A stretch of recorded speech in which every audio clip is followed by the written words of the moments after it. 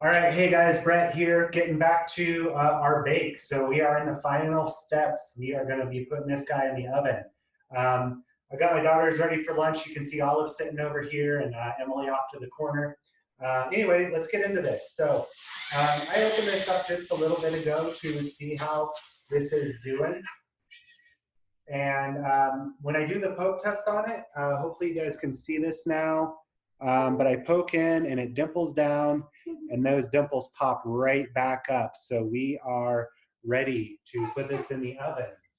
Okay, so I'm gonna turn this upside down onto my cutting board, get that top back to the top here. And now I'm gonna grab my dough lane. If you guys don't have one of these, that's totally fine. A serrated blade works really, really well for this. But this is what you get to score the bread with. So this is just a razor blade on here. Very, very sharp, so do be careful with it if you have it. I cut myself the first time I played with this guy, so watch out. You can do a lot of different designs and patterns on here. Have fun with it. Maybe Google some pictures, see what other people are doing. I am Emily. I'm going to use this to cut the top of the bread so we can cook it.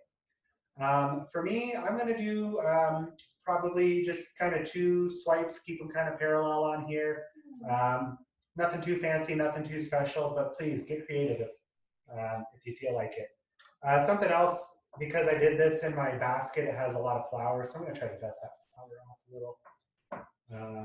Spread that around so I don't stick. Now, this looks pretty flat. When it goes into the oven here, it's going to get a lot of rise on it. So let's go ahead and get this scored. So I'm going to make two slashes. I'd say those are about a ½ inch deep or so. The idea is just to give, as the steam is coming out of this bread, a place to go. That's really going to help give us a nice rise and a nice looking crust. Okay, while I'm off camera here, I'm grabbing a spray bottle and I'm going to give this a really nice heavy mist. This is going to help create a little extra steam in the oven, and that steam is what develops a crust. So now that I've got that sprayed, it's ready to go into the oven. As I mentioned in my last video, I have preheated the oven to 500 degrees over there. All right, guys, here we are at my oven. I've got my Dutch oven preheated on top of that cookie sheet.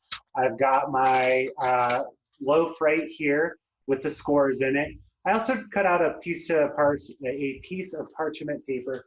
This is hot. Be careful, please. I'm just going to open the seed. Okay, you can take a look. Just please don't touch because it's so hot.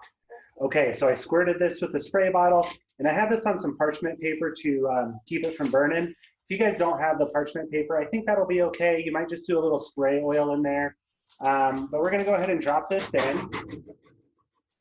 Oh, we got a little bounce there. Just like that. Try to get it in the center. I don't want to mess around too much because this is so hot. I don't want to burn myself. Okay, and then I am going to cover it. By having the cover on, we get a really nice steam buildup in here. So we're going to let that bake just like that, 500 degrees for about 20 minutes. And then after that, I'm going to take the lid off and let it go for 30 minutes. So I think at this point, I probably won't record until I pull it out of the oven. But if you guys have questions about that bake, please let me know.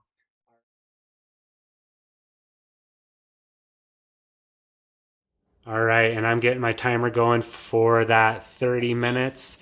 And again, that's going to be at 450 degrees. And then I should be done with the bake at that point.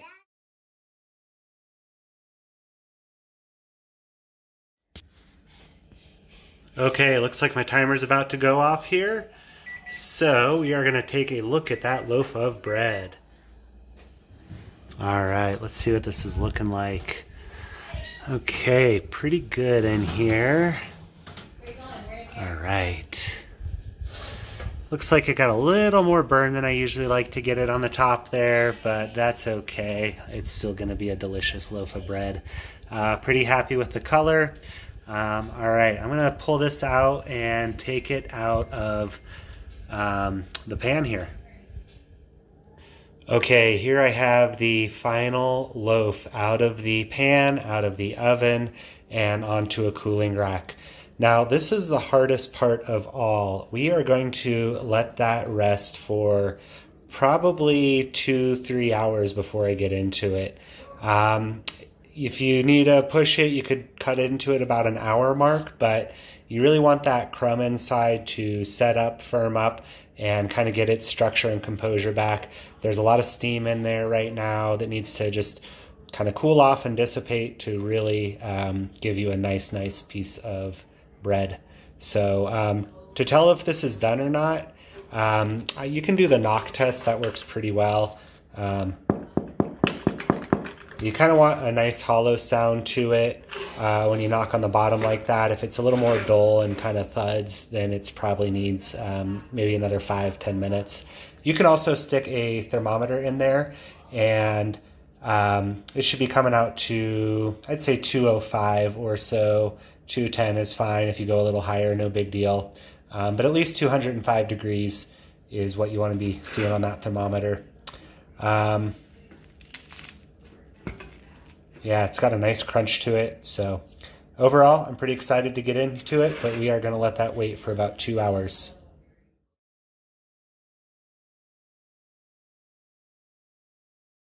All right, I could not wait that full 2 hours, so I cut into this. I'm really happy with how this loaf turned out. The crumb looks really nice.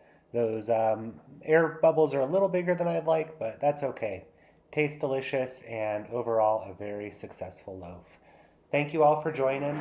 Please reach out with any questions you may have, and I'm going to figure out what my next videos are going to be. If there's something you'd like to see me do or work on, please reach out and let me know. Thanks, and good luck with your bake.